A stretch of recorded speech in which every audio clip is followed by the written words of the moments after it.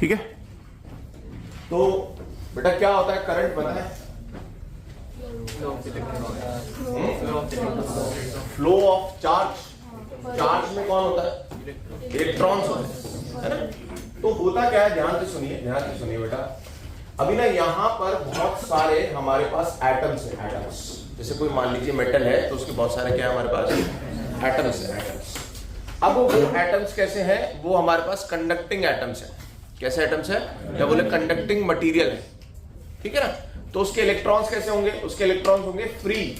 क्या होंगे बेटा, यहाँ पर सबसे अपन पहले किसकी बात कर रहे हैं, यहाँ पर फ्री इलेक्ट्रॉन्स की, फ्री इलेक्ट्रॉन्स की। अब बात है कि सर ये जो फ्री इलेक्ट्रॉन्स हैं ये करते क्या हैं, ये करते क्या हैं। तो ये ना ऐसे रैंडमली घूमते रहते हैं। भाई फ्री है कोई, अभी मान लो आप ऐसे घूमते हैं ना, कई सारे छपरी घूमते हैं अपने यहाँ पे, है ना। तो वो रैंडमली घूम रहे हैं, उनके पास ऐसा नहीं कि भाई मेरे को इधर जाना है, उसको इधर जाना है, फिर वो बोल देगा इधर जाना है भाई, उधर जाना है, उधर जाना है, फिर भाई इधर आना है, सही है। तो वो रैंडमली घूम रहे होते हैं। अच्छा, वो रैंडमली घूम रहे होते हैं तो उन्हें बोलता कौन है, तो बेटा देखो ये आयंस है, आयंस, हैवी आयंस, क्या बोलेंगे इन्हें, हैवी आयंस। हैवी क्यों बोल रहे हो बेटा, क्यों, मेटल हैवी होता है। अरे मेटल क्या मतलब, एटम हैवी होता है। हैवी आयंस ये तो अपनी जगह से नहीं लेंगे। इनके जो इलेक्ट्रॉन्स हैं उनमें मस्ती आ रखी है। उनमें क्यों आ रखी है सर मस्ती, बताओ बेटा, उनमें मस्ती क्यों आ रखी है, क्यों घूमना है उन्हें भाई, है क्योंकि उनके कीड़ा है ना। तो वो मतलब क्या कारण है उनके घूमने का, उनके भागने का क्या कारण है, दैट इज थर्मल एनर्जी। क्या है बेटा, अगर आप 0 केल्विन कर दो तो ये रुक जाएंगे। थर्मल एनर्जी मतलब इसका मतलब ये है कि टेम्परेचर बढ़ाने से ये और तेज भागने चाहिए।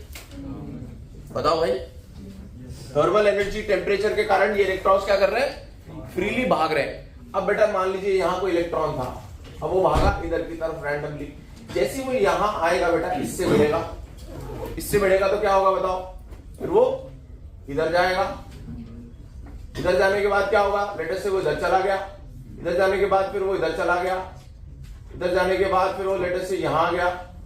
अगर मैं उसे कुछ समय बाद देखूंगा, फिर लेटर से वो इधर चला गया, लेटर से फिर वो इधर चला गया, कुछ समय बाद में देखूंगा बेटा तो मुझे कहीं नहीं मिलेगा, वो घर पे बैठा मिलेगा। बोलो, अगर कोई रैंडम चल रहा है, जैसे बच्चा कोई तैयारी कर रहा है पर वो रैंडम पढ़ाई कर रहा है, आज वो सोचता है कि मैं ये कर लेता हूं, आज मैं इस टेक्निक को फॉलो करूंगा, कल वो बोलता है नहीं नहीं यार ये वाली काम नहीं कर रही, अब मैं इसको फॉलो करूंगा। अगर मैं हफ्ते बाद उससे मिलूंगा तो वो क्या कर रहा होगा, वो वहीं बैठा होगा जहां वो एक हफ्ते पहले बैठा था। उसका नेट डिस्प्लेसमेंट कुछ नहीं होगा। क्यों नहीं होगा बताओ, क्योंकि वो रैंडम चला। अगर वो एक दिशा में चलता तो वो कुछ डिस्प्लेसमेंट कर पाता। तो मुझे बताओ बेटा डिस्प्लेसमेंट क्या होने वाला है इनका, बोलिए बेटा 0 होने वाला है। तो मुझे बताओ एवरेज, अच्छा एवरेज डिस्प्लेसमेंट या डिस्प्लेसमेंट, तो एवरेज वेलोसिटी क्या होने वाली है अगर एक इलेक्ट्रॉन की बात करी जाए, ऑफ एन इलेक्ट्रॉन बेटा, वो होने वाली है डिस्प्लेसमेंट अपॉन टाइम। और डिस्प्लेसमेंट कितना हुआ बेटा कुछ समय में, 0, तो क्या हो गया 0। मतलब अगर हम पूछें कि भैया इलेक्ट्रॉन कहीं जा रहा है क्या, तो आप बोलोगे भाई अभी कहीं इधर उधर होगा, रात को यहीं आ जाएगा वापस, है ना। छपरी के लिए क्या बोलेंगे घर वाले, भाई इधर उधर घूम रहा होगा पर रात को आपको यहीं मिलेगा वो सोता हुआ, ठीक है ना, यही मानना उसे, ठीक है। अब मेरी बात सुनो बेटा, ये तो हो रहा है, पर क्या इलेक्ट्रॉन चल रहा है भाई। इसको देख के कोई बोल सकता है कि भाई इलेक्ट्रॉन तो चला ही नहीं, इसका मतलब अगर वो सुबह भी सो रहा था, रात को भी सो रहा था, इसका मतलब तो वो सो ही रहा है, ये बात तो गलत है। वो तो चला था, तो कितनी स्पीड से चलता है, तो बेटा जो वो चलता है ना स्पीड, अगर मैं average speed of an electron बोलूं तो वो खतरनाक है। समझ रहे हो बात, स्पीड और वेलोसिटी में कितना फर्क आ जाता है। तो वो करीब करीब बेटा 10⁻⁶ मीटर पर सेकेंड होती है, 6 या 7 इस ऑर्डर की। मतलब आप समझ लो 10⁻। एक दिशा में चलने का फायदा या ऐसे रैंडम चलने का नुकसान, अगर बेटा आपको बोल दिया जाए आपको भागना है, कुछ नहीं देखना, बस आंख बंद करके भागना है, तो क्या तुम इस कमरे से बाहर निकल पाओगे, कभी निकल ही नहीं पाओगे। आपको समझ में नहीं आएगा दरवाजा का क्या पता, शायद दरवाजा मिल जाए, सही है। तो कितनी स्पीड से चल रहा है वो, 10⁶ मीटर पर सेकंड चल रहा है, पर फिर भी कहीं नहीं पहुंच रहा। बोला इतनी बात आई समझ में? अब मेरी बात सुनो भाई, ऐसे तो हमने बोला यार ये तो खराब है मामला, बहुत सारे फ्री इलेक्ट्रॉन्स चल रहे हैं आपस। अच्छा, इलेक्ट्रॉन्स का आपस में कोलिजन नहीं लेंगे। कोलिजन किसका लेंगे बेटा? कोलिजन किसका लेंगे बताओ? कोलिजन लेंगे बेटा अपन इलेक्ट्रॉन का आयन के साथ। कोलिजन किसका होगा? इलेक्ट्रॉन का आयन के साथ। इलेक्ट्रॉन का इलेक्ट्रॉन के साथ नहीं होगा। और कैसा कोलिजन होगा? ये इलास्टिक कोलिजन होगा, कोई एनर्जी लॉस नहीं होगा। क्योंकि अगर बेटा ऐसा हो रहा होता तो इलेक्ट्रॉन अपनी एनर्जी लूज करता करता करता रुक जाता, पर ऐसा नहीं होता। सही है क्या? बोलो बेटा, आपको कोई पिक्चर समझ में आ रही है कि हो क्या रहा होगा यहाँ पर? क्या बेटा यहीं पर फिर वो सारी बातें आ जाएंगी? कौन सी? एवरेज रिलैक्सेशन टाइम, जो कि एक कौन करता था? गैस मॉलिक्यूल करता था मोशन, वैसा ही ये कर रहा है। बताओ क्या क्या टर्म्स आ जाएंगे बताओ? Average relaxation time, average relaxation time, जिसको अपन क्या बोल देंगे बेटा? टाउ। बताओ क्या होता है रिलैक्सेशन टाइम? अब ये तो तुम्हें बताना चाहिए केटी जी से। दो कोलिजन्स के बीच का जो समय होता है दैट इज रिलैक्सेशन टाइम। और क्योंकि ये हर कोलिजन के लिए अलग अलग होगा तो अपन ने उसका एवरेज ले लिया। सही है, टाउ अपन एवरेज ही बोलते हैं। अच्छा, यहां बेटा वो भी आ जाएगा क्या? Mean free path. Mean free path क्या होता है बताओ? बताओ बेटा, मीन फ्री पाथ क्या होता है? दो कोलिजन्स के बीच की जो सीधी दूरी होती है उसे अपन फ्री पाथ बोलते हैं। और ये दूरी हर बार रैंडम है तो अलग अलग होगी, तो अपन ने उसका एवरेज ले लिया, इसे अपन लैम्डा बोल देंगे। बताओ भाई, तो सर इसका मतलब ये कौन सा मोशन कर रहा है? ब्राउनियन मोशन कर रहा है। कौन सा मोशन कर रहा है? ब्राउनियन मोशन कर रहा है, जो कि हमारे गैस मॉलिक्यूल्स भी करते थे। बोलो भाई, यहां तक बात समझ में आ रही है? यहां तक अपन ने कोई मैथमेटिक्स में नहीं घुसे अभी तक। अभी अपन सिर्फ बात कर रहे हैं कि भाई करंट क्या होता है, इलेक्ट्रिसिटी क्या होती है। हमने बोला यार ऐसे तो कुछ नहीं होने वाला, क्या करा जाए? कोई इन्हें मोटिवेट करने वाला होना चाहिए, कोई इन्हें दिशा दिखाने वाला होना चाहिए, तभी ये किसी दिशा में आगे बढ़ने लगेंगे। बोलो सही है क्या? तो हमने क्या करा? एक काम करा बेटा, हमने एक सेल लगा दिया। हमने क्या लगा दिया? इस पे एक सेल लगा दिया बेटा। सेल ने क्या करा बताओ? सेल की कहानी बता दो। हाँ, है ना, पोटेंशियल डिफरेंस दिया V। बेटा अगर उसने V दिया तो मैंने यहाँ 0 दे दिया, तो यहाँ V दे दिया। ये 0 यहाँ चला गया तो V यहाँ आ गया। बोलिए बेटा, 0 यहाँ आ गया, V यहाँ आ गया। अब मुझे बताओ, ये हायर पोटेंशियल है, ये लोअर पोटेंशियल है, तो क्या इस कंडक्टर के अंदर क्या एक इलेक्ट्रिक फील्ड आ जाएगी? अब कोई बच्चा ये भी बोलेगा कि सर कंडक्टर के अंदर इलेक्ट्रिक फील्ड आ जाएगी। कंडक्टर के अंदर इलेक्ट्रिक फील्ड आ जाएगी? आपने तो बोला था कि कंडक्टर के अंदर इलेक्ट्रिक फील्ड नहीं होती, यही बोला था आपने। पर बेटा ये कंडक्टर है, साथ में ये रेजिस्टर भी है। तो जो हम वहां मानते थे ना, वहां में हम ऐसे कंटिन्यूअस पोटेंशियल डिफरेंस लगा करके नहीं देते थे, है ना। मैं आपको कारण समझाता हूं, चलो अभी धीरे धीरे समझिए, ठीक है। क्या एक इलेक्ट्रिक फील्ड आ गई जो कि हमारी पुरानी बात को कॉन्ट्राडिक्ट कर रही है, ठीक है। देखते हैं क्यों कर रही है, क्या हुआ। क्या एक इलेक्ट्रिक फील्ड आ गई बताओ? सही सर, इलेक्ट्रिक फील्ड आ गई। ध्यान से सुनना। अब वहां क्या होता था, वहां पर ये इलेक्ट्रिक फील्ड कैंसिल क्यों होती थी? यहां बेटा ये इलेक्ट्रिक फील्ड इधर लगेगी तो इलेक्ट्रॉन्स यहां बहने लगेंगे और वो यहां इकट्ठे हो जाएंगे और यहां प्लस हो जाएगा और एक ऑपोजिट इलेक्ट्रिक फील्ड बन जाएगी। बोलो यार, आइसोलेटेड में ये होता था, पर बेटा वो इलेक्ट्रॉन्स जब यहां बहेंगे तो यहां इकट्ठे नहीं हो पाएंगे, तो इकट्ठे नहीं हो पाएंगे तो इलेक्ट्रिक फील्ड नहीं बन पाएगी। इलेक्ट्रिक फील्ड नहीं बन पाएगी तो इसे कैंसिल नहीं करेगी। अरे बोलो यार, क्या कॉन्ट्रडिक्शन समझ में आ गया कि आइसोलेटेड कंडक्टर में तो E0 हो जाता, पर अगर आपने उसे पाथ दे रखा है बहने के लिए तो बेटा E0 नहीं हो रहा। बोलो यार, ये असर्शन रीजंस है, कोई डाउट इसके अंदर? ठीक, चलो बेटा इतनी बात हो गई। बोलो बोलो बोलो बोलो। सही है सर, बढ़िया है। अब ये इलेक्ट्रिक फील्ड क्या करेगी बेटा? अगर मैं एक इलेक्ट्रॉन की कहानी पूछूं तो ये इलेक्ट्रिक फील्ड क्या करेगी? उस पर इधर फोर्स लगाएगी, इधर फोर्स लगाएगी, इधर लगाएगी। कितना लगाएगी फोर्स पता है सर? क्यों ही लगाएगी? इलेक्ट्रॉन पे कितना लगाएगी बेटा? ये है -E। बोलिए, इधर फोर्स लगाएगी। अच्छा, इसके पास एक्सेलरेशन कितना हो जाएगा बेटा? Divided by mass of electron, ये एक्सेलरेशन हो जाएगा। बताएं अब इसके कारण ये क्या करेगा, इसके कारण ना ये डोलेगा तो सही, अभी भी ये ऐसे ऐसे ही चलेगा, पर ये क्या करेगा, ये बोलेगा कि यार मुझे कंटिन्यूअसली कोई इधर बुला रहा है, कंटिन्यूअसली। तो अगर मैं अब देखूं, इसने यहां से स्टार्टिंग करी थी, अभी भी ऐसे ऐसे ऐसे ऐसे ऐसे ऐसे करेगा, पर अब मैं थोड़ी देर बाद शाम को आऊंगा ना, तो ये बगल वाले के घर में सोता मिलेगा आपको, दोस्त के यहां पर मिलेगा ये आपको। तो आप बोल रहे हो सर ये यहां क्यों हो गया, यहां क्यों नहीं मिला, क्योंकि ये कर तो वही मस्ती रहा है, पर ये हल्का हल्का खिसक खिसक के मस्ती कर रहा है। मान लो इसको यहां पान की टपरी तक जाना था, अब ये इस वाली टपरी पे नहीं जाता, अब ये इस टपरी पे जाता है, समझ रहे हो बात को। अब ये उतना उधर नहीं जाता, अब ये इधर इधर रहता है हमेशा। तो अगर थोड़ी देर बाद देखूंगा तो ये यहां मिलेगा, ना कि यहां पर। अब क्या इसका डिस्प्लेसमेंट हो गया क्या, कितना सा हुआ, तब भी इतना सा हुआ, बोलो यार। तो मैंने बोला इसका मतलब अगर मैं पोटेंशियल डिफरेंस दे दूं, सेल का आपको पता चला कि इसका क्या फायदा हुआ। सेल ने इलेक्ट्रिक फील्ड ने इसे मोटिवेट किया, अब ये फाइनली इलेक्ट्रॉन्स इधर चलने लगे, हर इलेक्ट्रॉन थोड़ा इधर इधर खिसका हुआ मिलेगा। तो वो जिस स्पीड से खिसक रहा है उसको बोलते हैं बेटा अपन drift speed, very important term drift speed. बताओ यार बेटा, पहले ड्रिफ्ट स्पीड क्या हो रही थी, 0 हो रही थी, पर जैसे ही आपने इलेक्ट्रिक फील्ड पोटेंशियल डिफरेंस दिया तो ड्रिफ्ट स्पीड कुछ आ गई। बोलो यार समझ में आ रहा है क्या।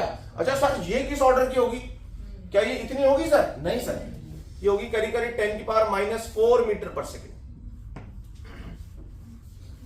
समझ में आ रहा है क्या, ये इतनी सी होगी बेटा, इतनी सी। तो हमने क्या बोला यार, हर इलेक्ट्रॉन्स ऐसे ऐसे खिसक रहे हैं। बोलो यार ऐसा हो रहा है जैसे मान लो तुम तैर रहे थे पानी में और वो पानी बहने लगा, तो अब तुम वहीं पर नहीं आता, थोड़े से खिसके हुए थे, समझ में आ गया। वो पानी बहा कौन रहा है, ये पोटेंशियल डिफरेंस और इलेक्ट्रिक, समझ में आया। तब तो स्पीड ज्यादा होनी चाहिए किसकी, ड्रिफ्ट स्पीड से और ज्यादा होनी चाहिए। पानी धीरे बह रहा है ना बेटा, बहुत तेज वाला नहीं बह रहा, ये जो बह रहा है ना ये बहुत धीरे धीरे बह रहा है, सही है ना। तो वो उसका जो एफर्ट है वो तो चेंज नहीं हुआ ना, वो तो वैसे ही तैरता है, उसे थोड़ा पता चल रहा है कि पानी बह रहा है। पर जब वो वापस आता है अपनी पोजीशन पे तो उसे लगता है यार मैं इधर नहीं, मैं तो थोड़ा सा आगे खिसका हुआ मिला हूं। बोलो समझ गए। तो बेटा अब सुनो, क्या इलेक्ट्रॉन्स ऐसे बह रहे हैं, इलेक्ट्रॉन्स ऐसे बह रहे हैं, बताओ। अब हमने क्या कन्वेंशन माना हुआ है शुरुआत से, हमसे तो नहीं पूछा किसी ने, पर हमने क्या माना हुआ है इंसानों ने कि अगर इलेक्ट्रॉन्स ऐसे बहते हैं ना तो करंट का डायरेक्शन उसका विपरीत माना जाएगा। मतलब करंट का डायरेक्शन भी बेटा इलेक्ट्रिक फील्ड का डायरेक्शन ही होता है। तो हमने बोला अच्छा यार इलेक्ट्रिक फील्ड के डायरेक्शन में फिर कौन चलेगा, इलेक्ट्रॉन तो उसके ऑपोजिट चलता है, पॉजिटिव चार्ज चलेगा, और इलेक्ट्रॉन का जो काउंटर पार्ट होता है वो होता है पॉजिट्रॉन।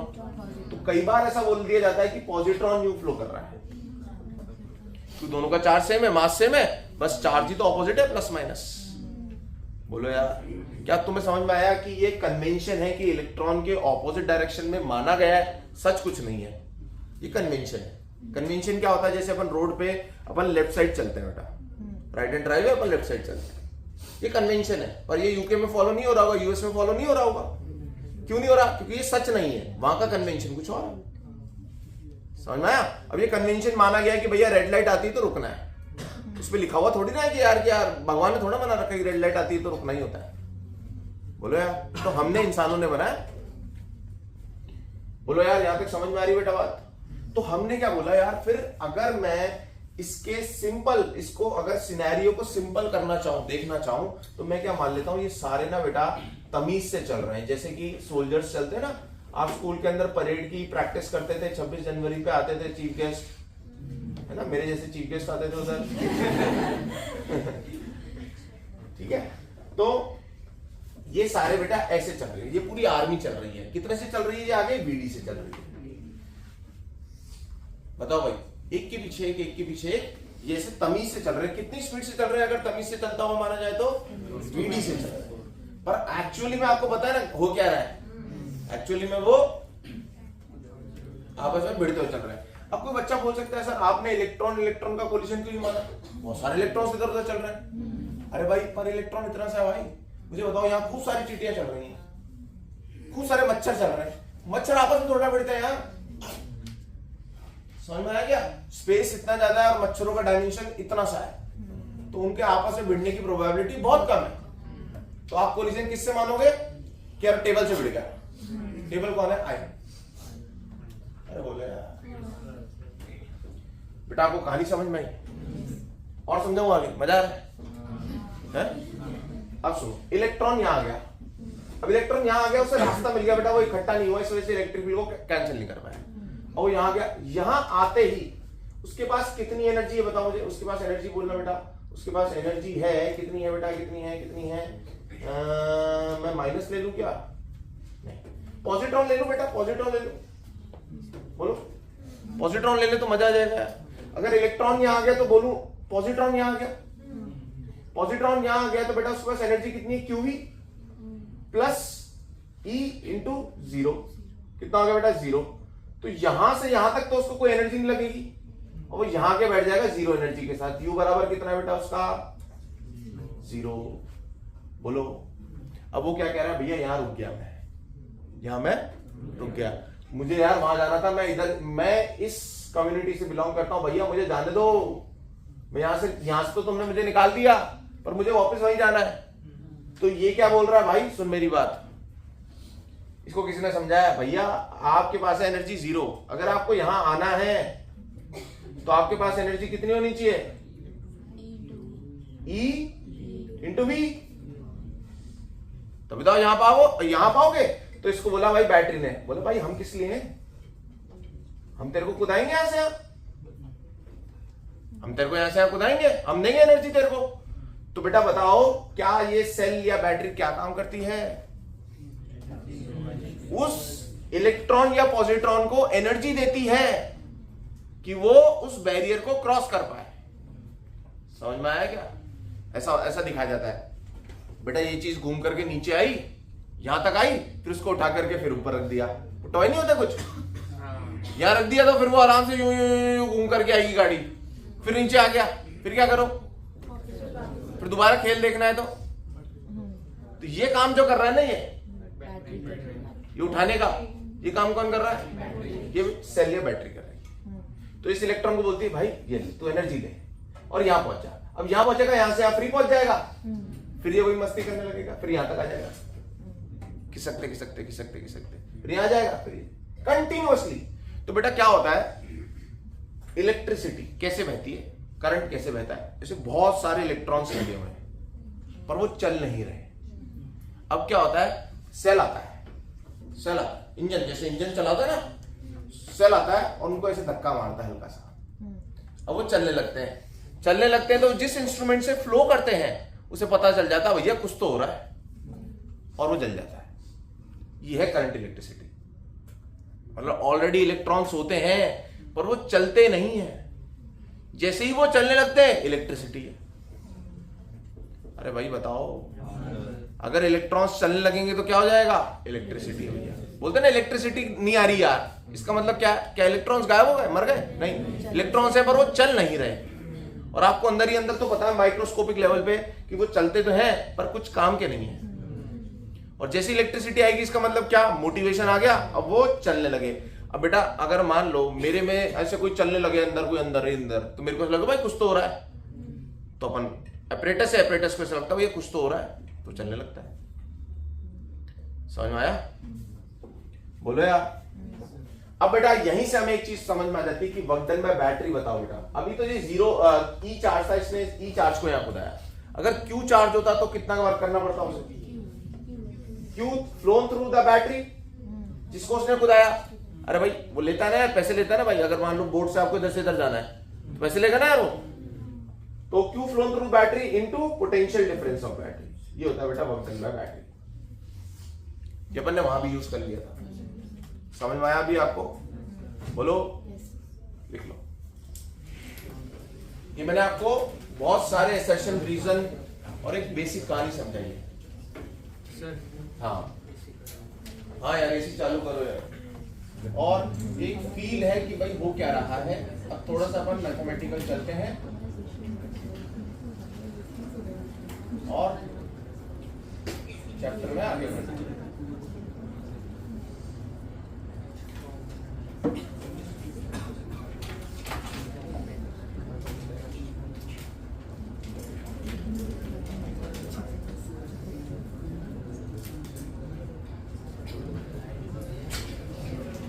एक बात और सुनो यार, एक और अच्छी बात पता चल रही है। यहां जब वो पॉजिट्रॉन था तो उसके पास कितनी एनर्जी थी? प्लस ईवी, है ना, Q इंटू वी। और यहां कितनी थी बेटा? 0। तो इसका मतलब जब वो यहां से यहां गया तो उसकी एनर्जी गायब हो गई। तो वो एनर्जी खाई किसने? वो खाई रेजिस्टर ने। तो यही कंडक्टर किसकी तरह बिहेव करता है? एक रेजिस्टर की तरह। रेजिस्टर का मतलब क्या? रेजिस्टेंस। रेजिस्टेंस का मतलब क्या? कि मुझे फ्लो होने में दिक्कत हो रही है ना। तो ये एनर्जी कौन खा लेता है बेटा इसकी यहां से यहां तक? रेजिस्टर। और वो क्या करता है? उस एनर्जी का खाना पकाता है? नहीं, क्या करता है? उसे हीट में कन्वर्ट करके बाहर फेंक देता है। तो यहां ये एनर्जी लूज करता है और ये यहां से यहां फ्री में आता है और यहां से यहां एनर्जी गेन करके वापस इधर आ जाता है। समझ में आया क्या? जैसा समझो कि तुम्हारी पढ़ाई रजिस्टर है, तुम यहां पढ़ाई करते हो, थक जाते हो, घर जाते हो, फिर खाना खाते हो, फिर वापस आ जाते हो। तो घर जाने वाला जो काम है वो क्या है आपका? बैटरी कर रही है, तो आपको रिचार्ज कर देती है। उसमें एक सोना आ गया, खाना आ गया, वो सब आ गया। फिर यहाँ आते हो, फिर आपकी एनर्जी चूस लेते हैं, फिर घर भेज देते भाई खत्म करके बच्चे को 8 बजे घर जा करके अब तू चार्जिंग पे लग जा। फिर वो चार्ज होकर आ जाता है अगले दिन। तो ये चार्जिंग का काम ये करता है।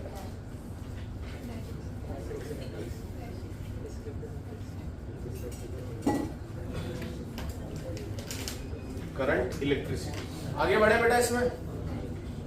ये डायग्राम मिटा दूं, बड़ा इंपॉर्टेंट डायग्राम है। तो हम पढ़ेंगे बेटा करंट के बारे में। Current, now what is current? अब इसको मैथमेटिकली डिफाइन करते हैं अपन। What is current? तो करंट क्या होता है बेटा? किसी क्रॉस सेक्शन एरिया, जैसे मान लीजिए ये कोई आपके पास कंडक्टर है। अब आप इसके किसी क्रॉस सेक्शन एरिया पे बैठ जाइए, सही है, और यहां बैठ करके देखिए कि कितना चार्ज फ्लो हो रहा है। अगर टी टाइम में क्यू चार्ज फ्लो करा तो बेटा आई क्या डिफाइन किया जाता है? Charge flown per unit time. I कैसे डिफाइन किया जाता है? चार्ज कितना फ्लो करा। जैसे मान लीजिए आप टोल पर बैठ गए और आप देख रहे हो कि भैया इतने समय में इतनी गाड़ियां पास कर गई, तो कितनी गाड़ियां पास कर गई अपॉन कितने समय में पास कर गई। तो बेटा इसकी यूनिट क्या हो जाएगी बताओ? Coulomb per second. और इसका नया नाम क्या होता है हमारे पास? Ampere. And it is a scalar quantity. It is a scalar quantity. सही है क्या? अब अगर ये टाइम जो है बेटा ये बड़ा टाइम है, डेल्टा टी है, तो इसमें डेल्टा क्यू पास किया होगा, तो ये कौन सा करंट हो जाएगा? I average. कौन सा करंट हो जाएगा? एवरेज करंट हो जाएगा, क्योंकि आप जो ड्यूरेशन ले रहे हो समय का, ऑब्जर्वेशन का, वो कैसा है? बड़ा समय है। अगर बेटा अगर मैं इंस्टेंटेनियस करंट डिफाइन करूं तो क्या हो जाएगा बताओ? dt टाइम में कितना करंट पास करेगा? dq करंट पास करेगा, तो ये हो जाएगा dq बाय dt।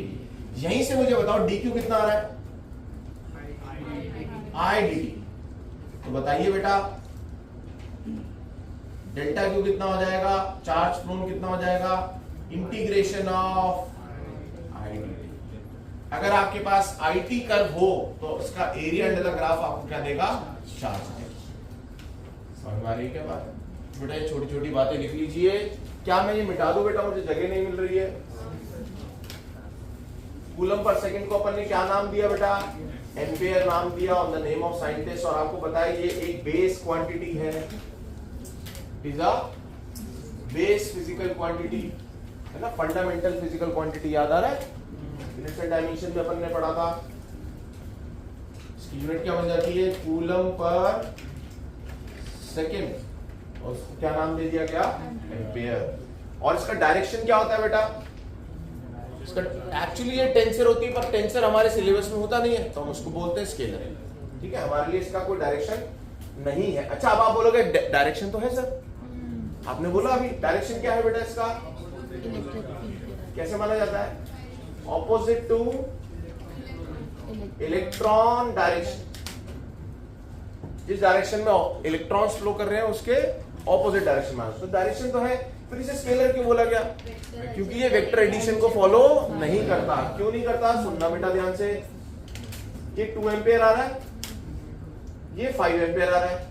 अब बताएं यहाँ कितना जाएगा? 7 एम्पियर। क्या आपने इसके लिए इन दोनों के बीच का एंगल देखा? क्या नहीं। नहीं देखा ना, सिंपल स्केलर की तरह जोड़ा, इसलिए यहाँ वेक्टर एडिशन फॉलो नहीं हो रहा है, that is why it is not a vector quantity. यही बेटा आपने सीख लिया केसीएल, किरचॉफ्स करंट लॉ। 2 आया 5 आया तो इन दोनों का जोड़ 7 चला गया, यही केसीएल होता है, देखेंगे बाद।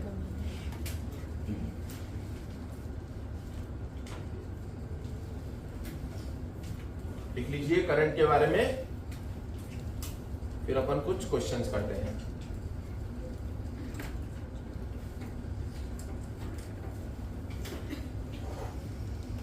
Find the current, find the current, थोड़ा थोड़ा शांत हो, थोड़ा धीरे बात करो, कोई दिक्कत नहीं। Find the current due to moving charge Q.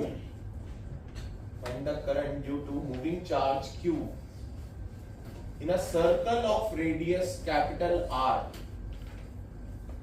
In a circle of radius capital R with speed V.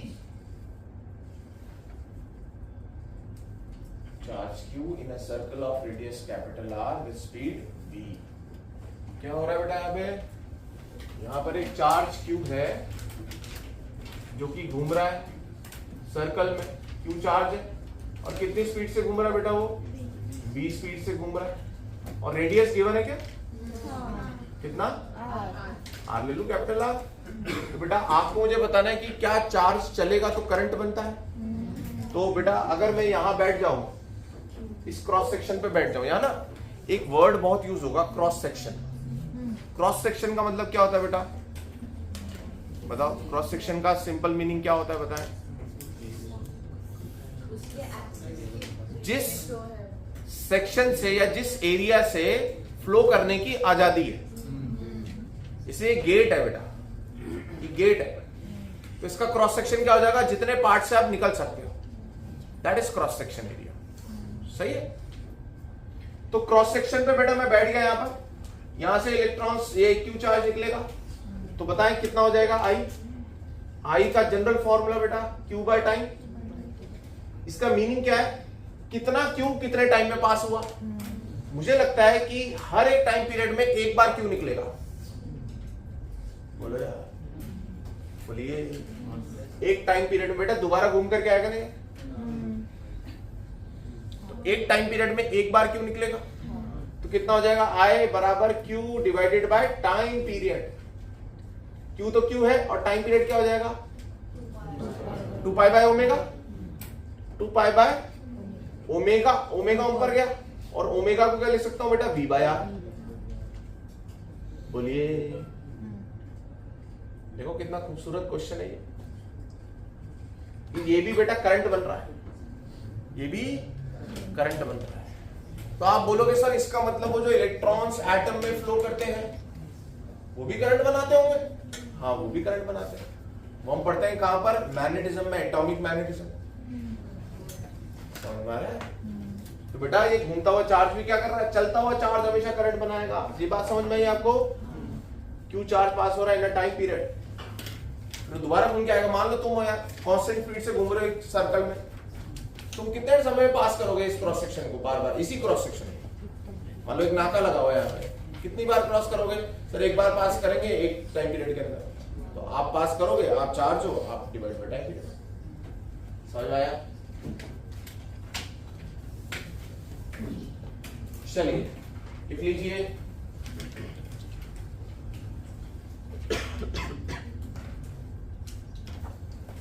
आया समझ में? Next question. 1 billion electrons, 1 billion electrons. अच्छा यहां पर Q बराबर NeV यूज करना है आपको, है ना? 1 billion electrons are moving towards left. 1 billion electrons are moving towards left and 1 billion alpha particles and 1 billion alpha particles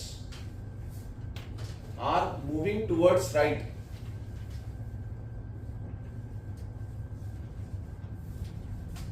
are moving towards right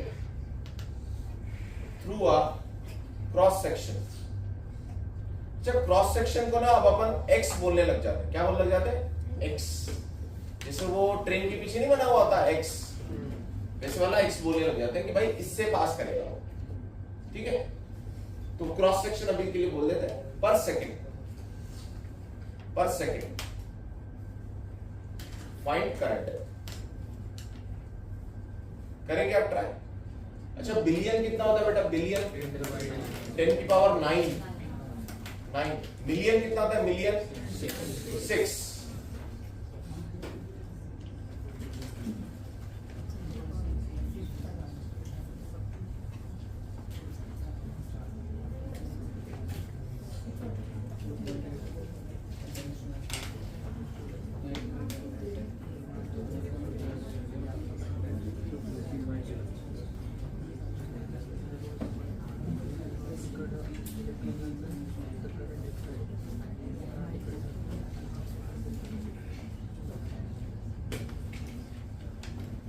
देखे तो बेटा कौन किधर जा रहा है बताएं? इलेक्ट्रॉन्स लेफ्ट जा रहे हैं. हैं? इलेक्ट्रॉन्स किधर जा रहे हैं? लेफ्ट में जा रहे हैं. ये इलेक्ट्रॉन जा रहे हैं और अल्फा पार्टिकल किधर जा रहा है? इधर जा रहा है. उसका कितना चार्ज होता है? +2e. सही है. सबसे पहले तो बेटा आप इक्वेशन लिखेंगे I is equals to I due to electron plus I due to alpha. सही है. अब मुझे बताओ, अगर इलेक्ट्रॉन यूं जा रहा है तो करंट किधर बना रहा होगा? इधर बना रहा होगा, टुवर्ड्स राइट. कितना बना रहा होगा सर? बताएं बेटा. Q/T. Q कितना हो जाएगा इसका? Q कितना हो जाएगा? कितने हैं? 10 की पावर 6. सॉरी 9. बिलियन है तो 9 इंटू E अपॉन टाइम कितना है? 1 सेकेंड. बताइए, पर सेकेंड बोला है ना आपको. प्लस अल्फा का बेटा, अल्फा भी इसी डायरेक्शन में बना रहा है तो दोनों करंट्स ऐड होंगे. अगर बेटा ये पॉजिट्रॉन दिया होता तो दोनों करंट सब्ट्रैक्ट हो जाते हैं. अभी क्योंकि इलेक्ट्रॉन यूं जा रहा है, ये भी इधर ही करंट बना रहा है, अल्फा जा रहा है तो वो भी इधर ही करंट बना रहा है, तो दोनों करंट्स क्या हो गए? ऐड हो गए. कितना हो गया बताओ? ये कितने है बेटा? ये भी 1 बिलियन ही है, ये 2 बिलियन है. 1 ही है दोनों. ये भी 10 की पावर 9 और इसका चार्ज कितना है? 1 का 2 ही. तो ये टोटल चार्ज हो गया अपॉन टाइम इसका भी यही. कितना हो गया ये? मुझे लगता है ये हो गया 3e इंटू 10 की पावर 9 एम्पेयर. कितना हो गया बेटा? 3 इंटू 1.6 10 की पावर माइनस 19 इंटू 10 की पावर 9. कितना आ रहा है कुछ? 4.8 इंटू 10 की पावर माइनस 10 एम्पेयर. कितने बच्चों का आया है बताओ ये? बहुत बढ़िया, बहुत बढ़िया. क्या आप ये समझ पाए बेटा कि दोनों करंट्स ऐड क्यों है? क्योंकि अगर माइनस इधर जाएगा तो करंट इधर बनाएगा और प्लस तो इधर करंट बनाएगा. सही है, बहुत बढ़िया.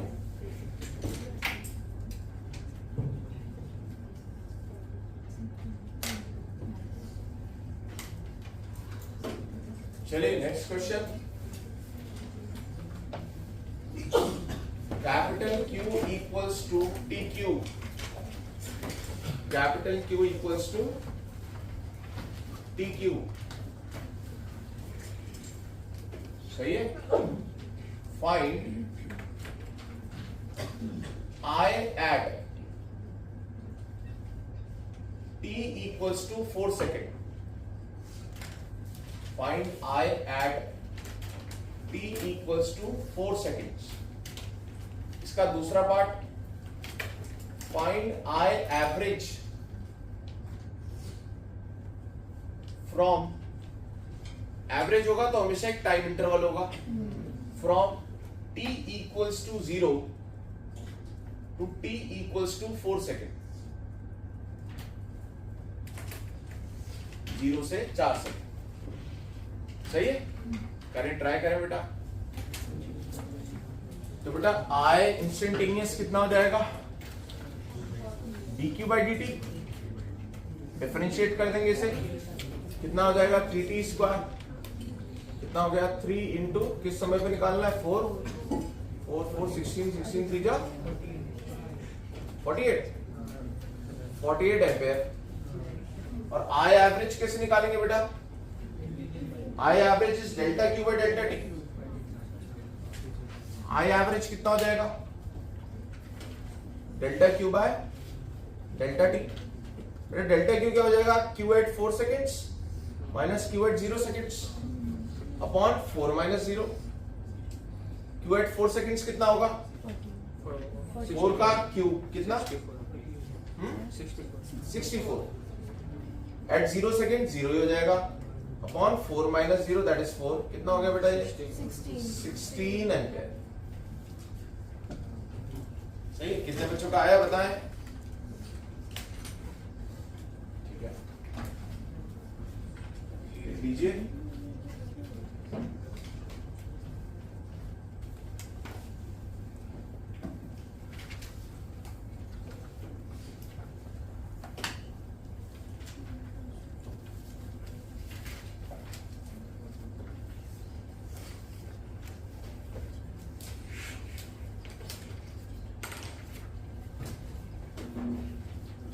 अच्छा, आपके माइनर से अपन ने करंट हटा दिया है ना? करंट अपना हो जाएगा, पर अपने को थोड़ा सा लास्ट में है, तो फिर अपन आप पहले का तैयार कर लीजिए माइनर का, है ना? कहाँ का क्या क्या था? Capacitor, ray optics, wave optics, gravitation, electrostatics, है ना? तो सफिशिएंट है इतने चैप्टर्स। कैपेसिटर भी हटा दे। कैपेसिटर है ना? हाँ है ना, कैपेसिटर है ना? करंट भी था, पर वो current.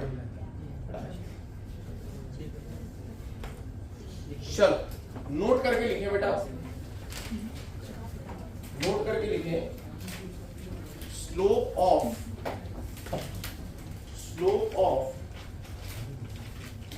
QT graph, QT graph is I, है ना? इज I, क्योंकि dq बाई dt क्या होता है बेटा? स्लोप क्या होता है? dq by dt, dy by dx। ये क्या हो जाता है? I, है ना? नेक्स्ट पॉइंट लिखिए नोट में। Area of IT graph, area of IT। बेटा समझ रहे हो, ये IDT हो जाता है इंटीग्रेशन, तो क्या देगा हमें? Q देगा। तो area of IT graph gives Q पास। कितना Q पास किया उस क्रॉस सेक्शन से? Q पास।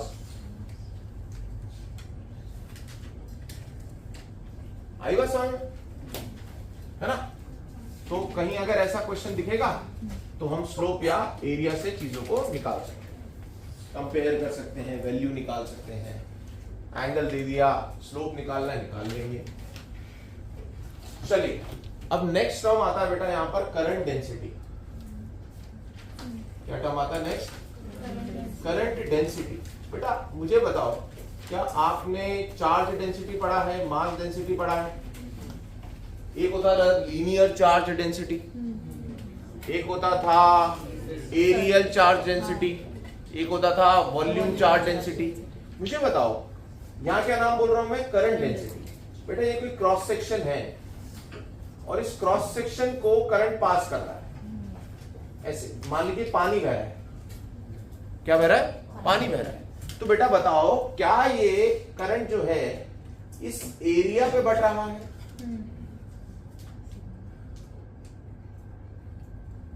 समझ में आ रहा है? तो current flowing through this cross section per unit area by 1 metre square से कितना करंट पास कर रहा है? That is current density. बताइए बेटा, किधर से फ्लो कर रहा है? बताओ, चार्ज किधर से चार्ज फ्लो कर रहा है? एरिया से फ्लो कर रहा है। तो पर यूनिट एरिया अगर मैं निकाल लूंगा तो क्या कहलाएगा? करंट की डेंसिटी। समझ गए क्या? क्या यहाँ पे बेटा डिवाइड बाय लेंथ करना चाहिए क्या करंट को? नहीं सर। क्या डिवाइड बाय वॉल्यूम करना चाहिए? नहीं। किस पे करना चाहिए? जिसमें वो बढ़ रहा है। सही है क्या? तो इसको डिफाइन किससे करते हैं अपन बेटा? जे से। और बहुत खूबसूरत बात बनेगी, ये वेक्टर आ जाएगा, वेक्टर। देखते हैं कैसे होता है। तो बताओ बेटा जे क्या होगा, जे क्या होगा बताओ, और जे अब है ना बेटा, हो सकता है कि इस वाले पैच से ज्यादा करंट जा रहा हो, इस वाले पैच से कम करंट जा रहा हो। बोलो भाई, क्या पता बीच में से, अभी मान लो कोई पाइप है, इसमें से पानी फ्लो कर रहा है, तो जरूरत होना कि हर जगह से सेम पानी निकल रहा होगा। अरे हो सकता है बेटा कि बीच में से ज्यादा पानी जा रहा हो, साइडों से कम जा रहा हो। समझ गए क्या? है ना? आप ना ऐसे पानी, बेटा पाइप से पानी आता देखेंगे ना, तो आप देखो बीच वाला पानी ज्यादा जल्दी से फ्लो कर जाता है। तो ऐसा हो सकता है ना कि पूरे एरिया के लिए डेंसिटी सेम ना हो। तो मेरे लिए बेटर आइडिया क्या है, छोटा सा एरिया लूं यार। तो बेटा यहां क्या लूं बताओ, डीए। छोटे से एरिया से कितना करंट पास कर रहा है बेटा, डीआई। सही है क्या? तो बेटा ये क्या हो गया, डीआई बाय डीए। सही है क्या? तो अब बताओ बेटा, यहां से ये हो गया अपनी डेफिनेशन, डीआई बाय डीए। अब आप बोलोगे सर ये वेक्टर कैसे होगा, देखते हैं। तो बेटा डीआई कितना आ गया यहां से, जे डीए। अब ध्यान से सुनना, अब ध्यान से सुनना इस बात को। बेटा यहां पर मेरे को एरिया को वेक्टर बनाना है, तो आपको ध्यान है हमने एरिया को वेक्टर कहां बनाया था, हमने वेक्टर बनाया था ऐसे गॉसेस लॉ में। और क्या डायरेक्शन था उसका, परपेंडिकुलर टू द सरफेस। यहां भी सेम ही रखना है बेटा। तो एरिया वेक्टर का डायरेक्शन भी क्या होगा, परपेंडिकुलर टू सरफेस। तो मैं यहां पर बेटा ऐसे वेक्टर बना देता हूं, और जे को भी क्या बोल देता हूं, इट इज अ वेक्टर। और इसका डायरेक्शन क्या बोल देता हूं, same as that of current. J का डायरेक्शन क्या होगा बेटा, डायरेक्शन बताओ, सेम ऑफ जो आई का होगा। जिस दिशा में आई फ्लो कर रहा है उसी डायरेक्शन में आपका जे होगा। और बेटा जब मैं इन दोनों पे लगा रहा हूं तो यहां मैं डॉट लगा देता हूं। सोचो सोचो भाई, ये क्रॉस सेक्शन एरिया है, ऐसा एरिया हो गया, और ऐसे ही करंट फ्लो कर रहा है, तो cos 0 हो गया ना यार। समझ में आया? अब ध्यान से समझना, अभी आप समझोगे बात को कि मैंने ऐसा क्यों कर दिया। बेटा अगर सोचो एरिया थोड़ा सा ऐसा टेढ़ा होता, ऐसा, मतलब आपने पाइप को ऐसे काट दिया, तो एरिया थोड़ा सा ऐसा टेढ़ा हो गया, तो इसका एरिया वेक्टर कैसा होगा, ऐसा। पर मुझे पानी तो यूं फ्लो कराना है, तो मैं इसका क्या करूंगा, इसका ये कंपोनेंट लूंगा, तो ये वाला एरिया आ जाएगा। समझ में आया क्या? सेंस है इसका भी? बोलो सही है क्या? अगर बेटा किसी ने कटोरी या ऐसा मान लो बैंगल लेकर के यूं बैठ गया वो, और कह रहा है इसमें तो, और यूं बह रहा है बेटा पानी, और यूं लेके बैठा है, कह रहा है इससे तो पास ही नहीं कर रहा। क्यों नहीं कर रहा बताओ? कि एरिया वेक्टर ऐसा और जे वेक्टर जो कि आई के डायरेक्शन में वो ऐसा, तो करंट कितना हो गया, 0। क्योंकि भैया आपको यूं रखना पड़ेगा ना, अगर आपको उसमें से पानी फ्लो कराना है तो। बोलो यार, पानी यूं फ्लो कर रहा है बेटा, आप कैसे लेके खड़े हो बर्तन, आपको यूं करना चाहिए ना बर्तन, ताकि उसमें भरे। आप कैसे खड़े हो, आप यूं खड़े हो भैया। बोल रहे पानी नहीं आ रहा इसमें, अरे पानी यूं फ्लो कर रहा है भाई, पानी यूं फ्लो करता तो आ जाता इसमें। समझ में आया क्या? बोलो बेटा क्या यहाँ वेक्टर देने का मीनिंग समझ में आ रहा है आपको? अगर बेटा यहाँ आपने ये क्रॉस सेक्शन ले लिया होता तो इसका एरिया वेक्टर ऐसा और जे वेक्टर ऐसा, 0 होना चाहिए भैया। कुछ करंट पास नहीं करेगा इससे, कोई चार्ज फ्लो नहीं करेगा। सही है क्या? तो बेटा डॉट लगा दिए, समझ में आया आपको? अब मैं क्या करूंगा, आई निकालने के लिए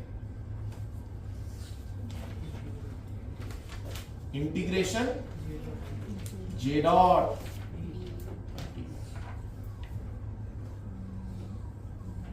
तो दोबारा बताया बेटा जे क्या होता है, करंट पर यूनिट एरिया। फिर हमने वहां से आई निकाल लिया, आई क्या हुआ, जे डॉट डी का इंटीग्रेशन। हाँ अगर जे कांस्टेंट है, इफ जे इज कांस्टेंट तो क्या होगा बेटा, जे आ जाएगा बाहर, अंदर कौन बचेगा, dot integration DA. Integration DA क्या हो जाएगा, ए हो जाएगा, तो ये हो जाएगा जे डॉट है। अगर जे कांस्टेंट है पूरे एरिया के लिए तो आप सीधा जे डॉट ए कर सकते हो, और अगर जे वेरिएबल है तो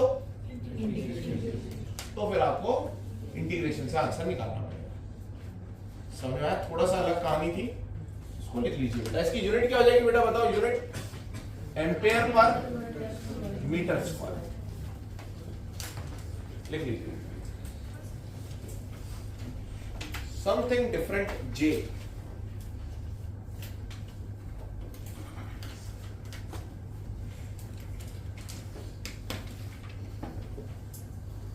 ऐसा समझिए कि ये खिड़की है, खिड़की में से धूप आ रही है। धूप कब आएगी बेटा, अंदर कब आएगी धूप? जब ऐसे आएगी। अगर सन यूं है तो धूप नहीं आएगी, सही है ना? क्यों नहीं आ रही बताओ, धूप क्यों नहीं आ रही? क्योंकि करंट ऐसा है और एरिया वेक्टर ऐसा है, बाहर 90 डिग्री बन रहा है। इसलिए एरिया वेक्टर को डायरेक्शन देने का सेंस बनता है कि हर एरिया से वो चीज पास नहीं करती।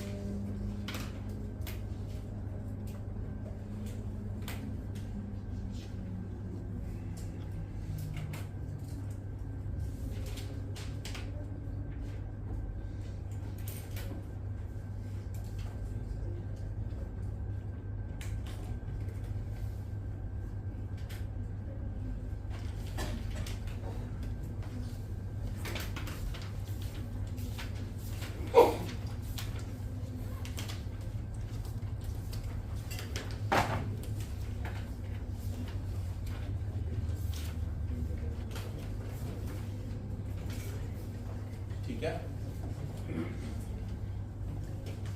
अब देखो एक क्वेश्चन मैं आपको बोलता हूं, आप घर पे करिएगा।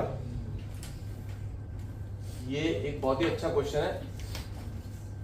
तो बेटा देखो, ये हमारे पास एक पाइप है जिसका ये है एक तरीके से सिलेंडर है।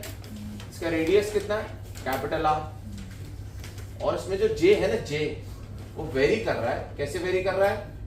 J naught 1 minus small R by capital R, ऐसे वेरी कर रहा है। और स्मॉल आर कहां से लेना है आपको? एक्सिस से लेना है।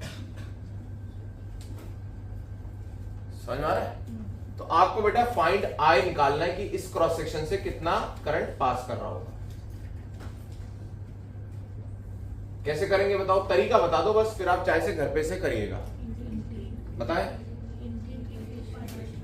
तो आपको छोटे से एरिया के लिए लिखना पड़ेगा J डॉट डी ए। तो बेटा छोटा सा एरिया जिसके लिए ये टर्म कांस्टेंट रहे, आर पे जाकर के डी आर थिकनेस का एक रिंग लेनी पड़ेगी, सही है? और J डॉट डी ए कितना हो जाएगा? J तो ये रहा, J not 1 minus R by R, और एरिया कितना हो जाएगा बताओ? 2 पाई आर डी आर। अगर आप इस रिंग को खोलोगे तो क्या बनेगा इसका एरिया? 2 पाई आर, इसकी लेंथ हो जाएगी, थिकनेस इसकी डी आर है। और बेटा फिर इसे हम इंटीग्रेट कर देंगे आई निकालने के लिए। और कहां से कहां तक इंटीग्रेट करेंगे? स्मॉल आर की लिमिट 0 से लेकर के कैपिटल। समझ में आ रहा है? तो अगर J वेरिएबल होता है तो बेटा ऐसे निकालना पड़ता है, और अगर कांस्टेंट होता तो सीधा पूरे एरिया से एक बार में मल्टीप्लाई कर देते। समझ में आया? तो this is a homework for you. लिख लीजिए एक बार फटाफट, 1 मिनट में। इसका आंसर बता देता हूं मैं। इसका आंसर है J not by 3। J not by 3।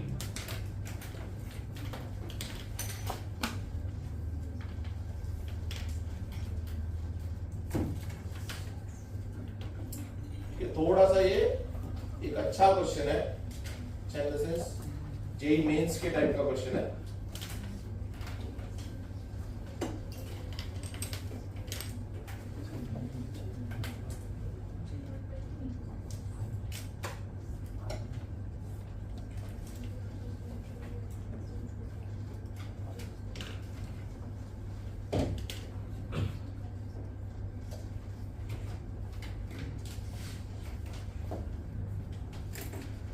Next देखिए बेटा, अब हम कुछ फॉर्मूलाज बनाने वाले हैं डीडी को लेकर के। किसको लेकर के? VD की बात हुई थी ना अभी हमारी, ड्रिफ्ट स्पीड जितने से एक्चुअली वो खिसकते हैं, सही है। अब उसके कुछ फॉर्मूलाज है, बहुत ध्यान से सुने, इंपॉर्टेंट फॉर्मूलाज बनने वाले हैं। देखो बेटा मुझे बताओ, अगर मैं सारे इलेक्ट्रॉन्स की बात करूं तो मुझे बताओ U एवरेज कितना होगा। U मतलब before applying electric field. U average मतलब पहले वाले इलेक्ट्रॉन का U1, दूसरे वाले इलेक्ट्रॉन का U2 प्लस तीसरे वाले इलेक्ट्रॉन का U3 and so on divided by n। समझ रहे हो? इसलिए मैंने यहां पे सब इलेक्ट्रॉन्स की बात कर रहा हूं। तो मुझे बताओ बेटा, अगर एक electron before applying electric field, U का मतलब क्या बेटा बताओ, बिफोर इलेक्ट्रिक फील्ड, सही है, जब हमने वो वोल्टेज नहीं दिया था। मुझे बताओ अगर एक इलेक्ट्रॉन ऐसे जा रहा है तो क्या जरूर से एक और इलेक्ट्रॉन होगा जो उतनी ही स्पीड से ऑपोजिट डायरेक्शन में जा रहा होगा? बताओ भाई। तो क्या ये दोनों कैंसिल हो जाएंगे अगर वेक्टोरियली जोड़ूंगा तो? मतलब हर एक को कैंसिल करने के लिए उसका एक पेयर होगा जो कि ऑपोजिट डायरेक्शन में उतनी वेलोसिटी रखता होगा। आई बात समझ में? तो बेटा मुझे बताओ क्या ये पेयर्स में कैंसिल हो जाएंगे बिकॉज ऑफ रैंडमनेस? क्या ये जीरो आना चाहिए? बताओ भाई। अब मैं फॉर्मूला लगा रहा हूं V is equal to U plus at. V is equal to U plus at. अब बेटा मैं हर जगह यहां पर एवरेज एवरेज लगा देता हूं क्योंकि मैं पूरे सिस्टम की बात कर रहा हूं। बोले बेटा सही है क्या? अब बेटा U एवरेज तो क्या हो गया? ये तो हो गया जीरो, ये तो हो गया जीरो। अच्छा अगर मैं सभी इलेक्ट्रॉन्स की आफ्टर अप्लाइंग इलेक्ट्रिक फील्ड देखो बेटा, आफ्टर इलेक्ट्रिक फील्ड, तो मुझे बताओ अगर सभी इलेक्ट्रॉन्स चलने लग रहे हैं तो उनकी एवरेज स्पीड को ही तो ड्रिफ्ट स्पीड मांगता हूं मैं। उनकी एवरेज, भैया ये कह रहा है कि मैं तो 1 मिलीमीटर खिसका, ये कह रहा है मैं 1.5 खिसका, ये कह रहा है मैं 0.8 खिसका, तो मैं क्या बोलूंगा कि तुम्हारी अगर एवरेज बोली जाए ड्रिफ्ट स्पीड, उसी को बोला जाएगा।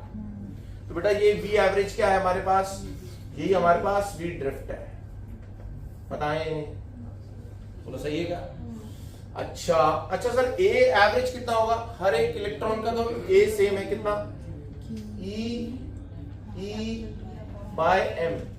और बेटा T एवरेज क्या होगा? सोचो T एवरेज क्या होगा? Average relaxation time. एक्चुअली सुनना, मैं आपको बताऊं ये आया कैसे, मैं एक पॉइंट में मिस कर गया। बेटा आप पहले इलेक्ट्रॉन के लिए लिखो, ध्यान से अभी समझ में आएगा। U1 से V1 होने में कितना टाइम लगा पहले इलेक्ट्रॉन को? V2 दूसरे इलेक्ट्रॉन के लिए लिख रहा हूं, बोलो तीसरे इलेक्ट्रॉन के लिए लिख रहा हूं, सही है क्या? और सब वेक्टर्स है। अब बेटा अभी मैं ऐड कर रहा हूं, यहां क्या बनेगा बताओ, जल्दी बताओ, यहां क्या बनेगा? Sir V1 plus V2 plus V3 and so on. Sir U1 plus U2 plus U3 and so on. बेटा इनमें सब में A कॉमन आ जाएगा, आगे क्या बनेगा? T1 so on. बोलो सही है क्या? डेरिवेशन बता रहा हूं यार। बेटा डिवाइड बाय n कर दो हर जगह, पूरी इक्वेशन को डिवाइड बाय n कर दो। बताओ क्या ये जीरो हो गया? अभी समझ में आया ये V एवरेज क्यों है? और यही क्या बन गया बेटा? V drift. अच्छा A क्या हो गया? E by M। और ये क्या है? Average relaxation time. एक इलेक्ट्रॉन को इतना लगा, एक इलेक्ट्रॉन को इतना लगा, एक इलेक्ट्रॉन को इतना लगा, एक इलेक्ट्रॉन को इतना लगा, एक इलेक्ट्रॉन को इतना लगा, उन सबका एवरेज करके एवरेज रिलैक्सेशन टाइम। तो बेटा इसको अपन क्या बोलेंगे? टाउ। तो बताओ क्या फॉर्मूला बन गया? VD is equals to E tau by N. पहला फॉर्मूला आपका। मुझे बताओ बेटा टेम्परेचर बढ़ने से टाउ पे क्या फर्क पड़ता होगा? अगर टेम्परेचर बढ़ाओगे तो इलेक्ट्रॉन जल्दी जल्दी भागने लगेंगे, तो कोलिजन्स के बीच का समय कम हो जाएगा।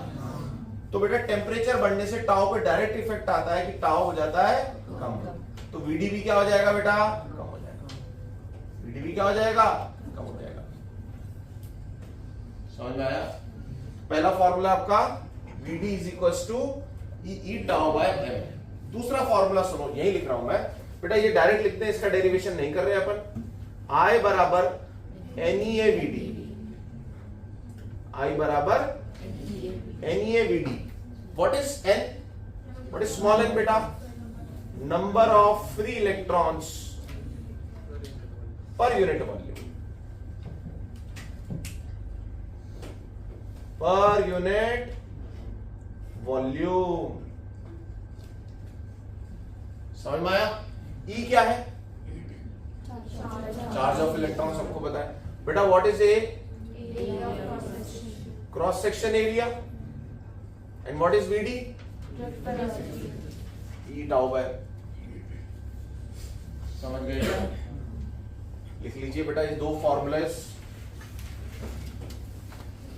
अच्छा, इस एरिया को नीचे बेच करके आई बाय जे भी बना सकते हो, एनवीडी.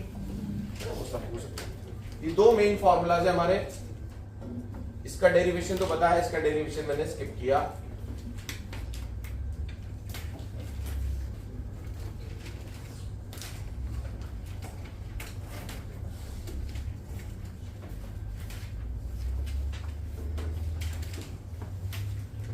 और ध्यान रखिए बेटा कि टेम्परेचर से किस पे फर्क पड़ता है. इलेक्ट्रिक फील्ड तो नहीं बदलेगी, इलेक्ट्रॉन का चार्ज भी नहीं बदलेगा, इलेक्ट्रॉन का मास भी नहीं बदलेगा. बदलेगा कौन? टाउ बदलेगा. और टाउ पे क्या फर्क पड़ेगा? कम हो जाएगा, जल्दी जल्दी चलने लगेगा.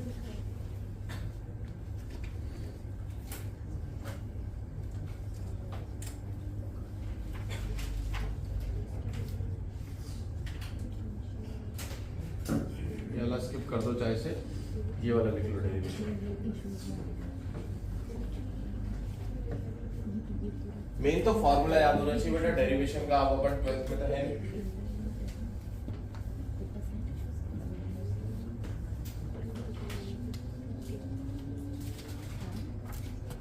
Number of free electrons per unit volume. Capital N अगर होता तो वो सिर्फ नंबर ऑफ फ्री इलेक्ट्रॉन्स होता. स्मॉल एन है तो इसका मतलब वो पर यूनिट वॉल्यूम है. स्मॉल एन क्या है बेटा? देखो, number of electrons per unit volume. सही है.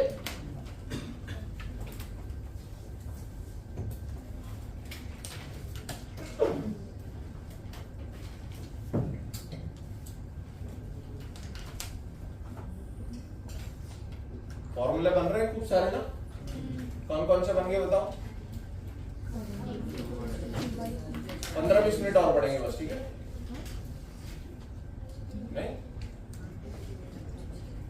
ज्यादा हो गया क्या? 15 मिनट और. तो कौन कौन से फॉर्मूले बन गए बताओ, जो जो याद करने जल्दी जल्दी बताओ. सबसे पहले आई बराबर dq बाई dt, फिर q बराबर इंटीग्रेशन आई dt, और dq बाई dt भी हो गया उसी में. i बराबर dq बाई dt और j is equals to i by a, i is equals to integration j dot da, फिर ये, फिर ये. बोले यार ऐसे बेटा मार्क लगाते जाना. एक से बॉक्स में बंद कर देना, शॉर्ट नोट्स में ऐड करते जाओ. अब ऐड करते जाओ, अब अपने पास ज्यादा वो नहीं है कि बाद में करेंगे सब. सुने, अब बेटा एक टर्म होता है मोबिलिटी. देखो चैप्टर की शुरुआत में बेटा कुछ कुछ ऐसे ना फॉर्मूलेज वाला पार्ट चलता है, तो वो वाला चल रहा है. रोज इतने फॉर्मूलाज नहीं पढ़ेंगे अपन करंट के अंदर. ठीक है ना, ये शुरुआत में ही होता है बस. मोबिलिटी को अपन बोलते हैं म्यू. बेटा मोबिलिटी का मतलब क्या होता होगा कि भाई तू कितना खिसक सकता है पर यूनिट इलेक्ट्रिक फील्ड. चलाने वाला कौन है? Electric field. इलेक्ट्रिक फील्ड लगाने पे तो कितना आसानी से खिसक जा रहा है वो पता चलेगा वीडी से. तो बेटा म्यू को कैसे डिफाइन किया गया? वीडी बाय ई. कैसे डिफाइन किया गया? वीडी बाय ई. बोलो यार, सही है. इसको हम यहां पर लिखे रहने देते हैं बेटा, इसको यहां पर लिखे रहने देते हैं. अब मेरी बात सुने, मेरी बात सुने. ये फॉर्मूला हमारे पास, इन दोनों को मिलाते हैं अपन. इन दोनों को मिला के कुछ मजेदार चीज बनाते हैं. लो भाई आ जाओ. I is equals to NeA VD. VD ये क्या लिख सकता हूं? E tau by M. बोलिए सही है क्या? बहुत ध्यान से समझना बेटा चीजें। अभी कितना हो गया ये? अभी N E square A by M into tau into E. बोलो सही है क्या? यहां तक सही है सर। अब बताओ बेटा, क्या आप बोल सकते हो ई डेल्टा वी बराबर ईडी था? तो मैं बोलता हूं पोटेंशियल डिफरेंस है वी, इलेक्ट्रिक फील्ड है ई, और जो लेंथ ऑफ कंडक्टर है वो है एल। बताओ भाई। तो मैंने डी की जगह लिख दिया, आई की जगह ई, और डेल्टा वी की जगह वी बोल दिया। तो क्या मैं ई की जगह वी बाय एल बोल दूं? बोलो बेटा। व्हाट इज एल बेटा? What is L and what is ए? तो क्या बोल सकते हो सर? एल है जिस डायरेक्शन में करंट फ्लो करता है, और ए है उसके परपेंडिकुलर। बोलिए। इसको यहां रख दो बेटा। कितना बन गया बोलो? I is equals to N E square tau by M, और ई की जगह क्या लिख दूं बेटा मैं? ई की जगह लिख देता हूं वी बाय एल, और यहां पर एक ए और है। बोलो यार सही है क्या?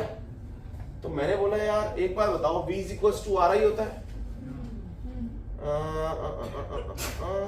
v इज इक्वल्स टू, अच्छा मुझे बताओ क्या बेटा इंट्रिंसिक प्रॉपर्टी, ध्यान से सुनना क्या बोल रहा हूं वर्ड में, मतलब उस कंडक्टर की अपनी प्रॉपर्टी, बाहर से आपने जो पोटेंशियल डिफरेंस लगाया वो नहीं कह रहा हूं, उसकी खुद की प्रॉपर्टी क्या क्या है इसके अंदर बताओ, ऑफ दैट कंडक्टर या उस दैट मटेरियल। बेटा एन उसका होगा, जैसे अगर कॉपर होगा तो वो कितने इलेक्ट्रॉन देता है पर एटम? कितने देता है? 2 देता है। अरे बोलो, ये तो तुम बताओगे ना। और कोई मेटल बताओ। आयरन कितने देता है? 2। एल्यूमिनियम, वो तो उसकी प्रॉपर्टी होगी ना यार, कि वो कितना अच्छा कंडक्टर है उतना ज्यादा स्मॉल एन होगा। बोलो। अरे सही बात है ना बेटा। ई तो ई है, एम तो एम है, और बस। बोले एरिया तो भाई आप कुछ भी ले सकते हो। अरे कुछ भी ले सकते हो बेटा, बताओ। वो नहीं ले रहे। बी आप कुछ भी लगा सकते हो, एल कुछ भी ले सकते हो। तो मैं ये कह रहा हूं क्या ये कुछ तो उस मटेरियल की प्रॉपर्टी होनी चाहिए यार। बोलो। और किस पे डिपेंड कर रहा है? टाउ पे। टाउ टेम्परेचर पे डिपेंड करेगा। अब मुझे बताओ बेटा, अगर मैं इसको बोल दूं V by I is equals to R होता है, हाँ इसको बोल दूं बेटा मैं सिग्मा कंडक्टिविटी। सिग्मा क्या होगा हमारा? Conductivity of that material.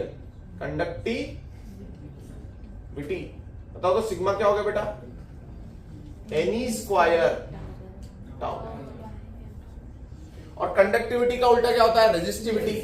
1 by sigma क्या हो जाएगा? इधर आते। 1 बाय सिग्मा क्या हो जाएगा भाई? इधर लिख रहा हूं। 1 बाय सिग्मा ये होता है रेजिस्टिविटी रो।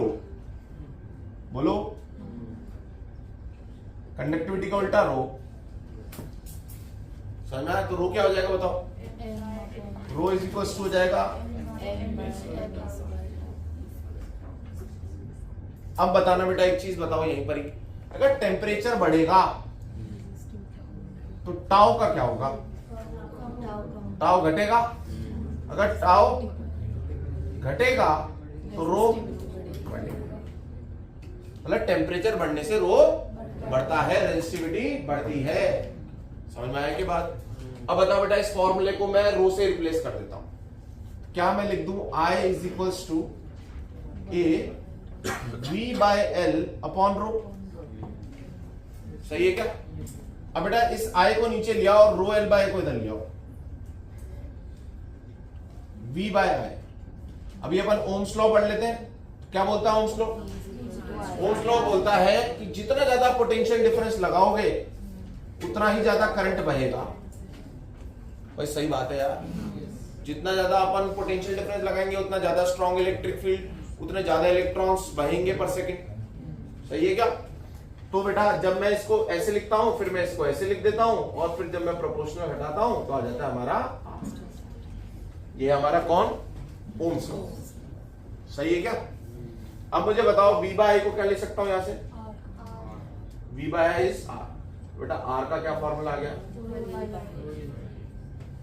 तो मुझे बताओ R किन किन चीजों पर डिपेंड करता है?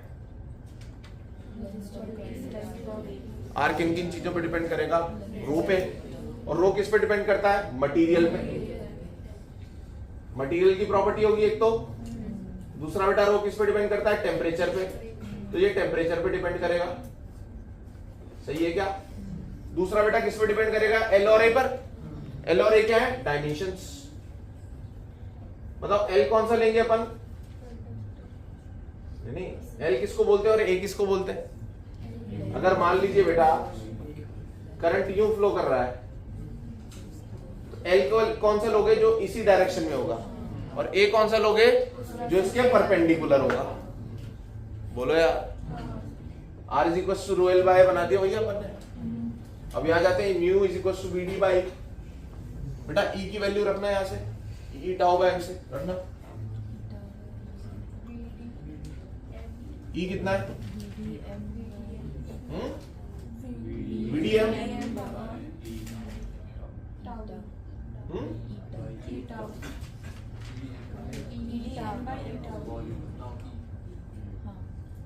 सही है क्या? E टाउ है। बोलो यार। तो बेटा अब एक चीज बताओ, यहां पर E और M तो नहीं बदलते, तो टाउ तो बदल सकता है। टाउ किस पे डिपेंड करता है? टेम्परेचर। सिर्फ टेम्परेचर पे डिपेंड करता है। तो अगर आप टेम्परेचर बढ़ाओगे तो टाउ कम होगा तो म्यू भी, मोबिलिटी कम होगी।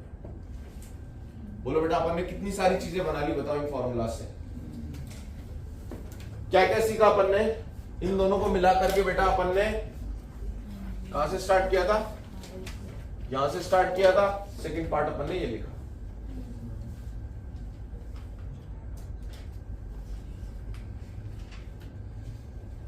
यहां तक आए, फिर मैंने बोला यार V बाय I भी तो कुछ होता है। वो किसने बताया था? ओम्स लॉ ने। V बाय क्या होता है? रेजिस्टेंस। तो रेजिस्टेंस क्या हो गया? रो एल बाय ए। तो रेजिस्टेंस किन किन चीजों पे? एक तो रो पे, और रो किस पे कर रहा है? इस पे और इस पे, और फिर एल और ए पे डिपेंड कर रहा है। बोलो सही है क्या? एल कौन सा लेना है? जिस दिशा में करंट फ्लो कर रहा है। और ए कौन सा लेना है? मुझे बताओ बेटा, अगर करंट यू फ्लो कर रहा है, यू फ्लो कर रहा है, पानी यू बह रहा है, तो एल कौन सा लोगे? ये वाला। और एरिया कौन सा लोगे? ये दीवार का। अगर करंट यू फ्लो कर रहा है तो लेंथ कौन सा लोगे? ये वाली लेंथ लोगे। और क्रॉस सेक्शन कौन सा लोगे? ये वाला क्रॉस सेक्शन लोगे। करंट यू फ्लो कर रहा है तो एल ये वाला लोगे और एरिया ये छत वाला लोगे। समझ गए क्या बात? लिख लो बेटा ये।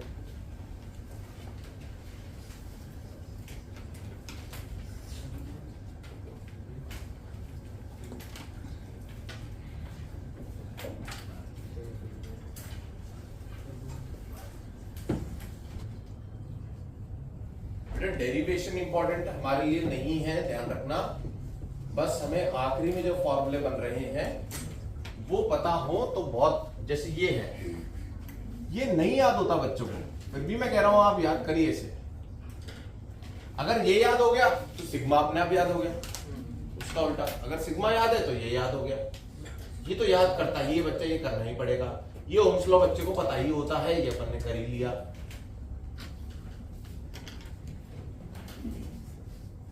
इसकी जगह VD बाय E याद कर लो, E की वैल्यू आप वहां से पुट कर सकते हो, तो ये बन गया। तो मैं इस पे तो नहीं बनाऊंगा टिक, मैं तो इसी पे बनाऊंगा सिर्फ।